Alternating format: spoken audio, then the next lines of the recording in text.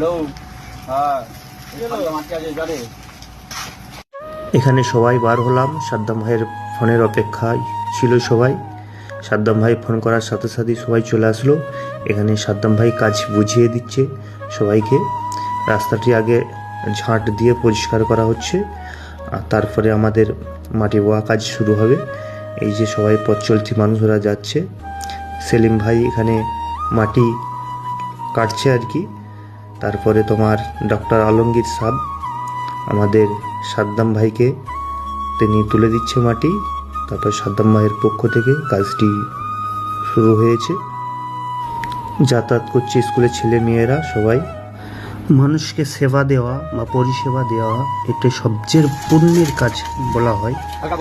সবাই আমাদের টিমের সবাই হাত লাগিয়েছে কাজের মধ্যে, আর এই মাত্র কাজ আমাদের সম্পূর্ণ হয়েছে। আমাদের টিমের পক্ষ থেকে অসংখ্য ধন্যবাদ। এই যে আমাদের কাজ শেষের পরে সবাই জানিয়ে দিয়েছে কাজ শেষ হয়ে গেছে। এই রাস্তাটা কেমন হয়েছে বলো? এটা খুব খারাপ রাস্তা হয়েছিল। বিহারি বাড়ি।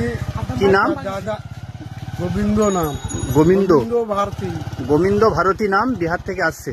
হ্যাঁ, রাস্তা বাগানা হয়েছিল। সেটা লোক এই ভাইয়ের বাড়ি হচ্ছে বিহারে। বিহার থেকে কাজের সূত্রে আসছে। যে স্কুলের ছেলেরাও সবাই টাটা দিচ্ছে যে কাজের জন্য। এটা আমাদের সুন্দরপুর 11 কোটি হাই মাদ্রাসা।